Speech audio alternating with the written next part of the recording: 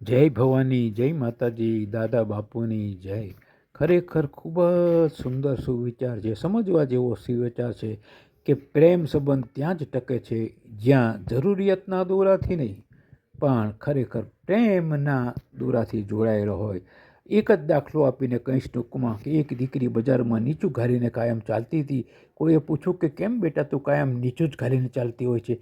તો કે મારો બાપ સમાજમાં બજારમાં ઊંચું જોઈને ચાલી શકે કાયમ માટે, એટલે હું નીચું જોઈને ચાલું છું. સાહેબ, આના સંબંધમાં ઘણા વિડીયો મેં જોયા છે, તમે જોયા હશે કે પોલીસ સ્ટેશનમાં બાપ પાઘડી ઉતારીને દીકરીને કરગરતો હોય કે બેટા ઘેર આવી જા, તને કોઈ કશું ના કે પણ મારી ઇજ્જત રાખી લે. સાહેબ, દીકરી બાપના સામું જોયા વગર ચાલતી પકડે. આવી દીકરીઓને સાહેબ હું ખરેખર એમ કહું છું કે તમે પ્રેમ સમજતા જ નથી. તમારી પાસે બાપ માટે પ્રેમ છે જ નહીં.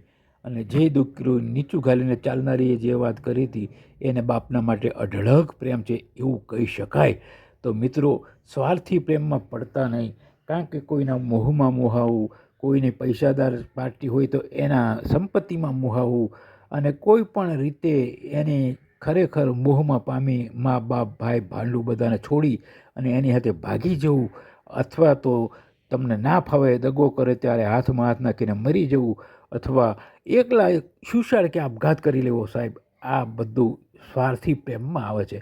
સ્વાર્થી પ્રેમના પરિણામ આવા જ આવે છે. કોઈ તમને રૂપમાં ફસાવતા હોય, કોઈ તમને મિલકતમાં સંપત્તિમાં ફસાવતા હોય અને પછી પ્રેમ કરવા આવી જતા હોય તો એ દેખાવડાનો મતલબી પ્રેમ કહેવાય. સાચો પ્રેમ આમાં આવે જ નહીં સાહેબ. અને સાચો પ્રેમ નિસ્વાર્થ હોય, કોઈ પણ મતલબ ના હોય. કરો તો સાચો પ્રેમ કરો, નિસ્વાર્થ પ્રેમ કરો, બાકી મતલબી પ્રેમમાં પડતા નહીં. સમજાઈ એમને વંદન.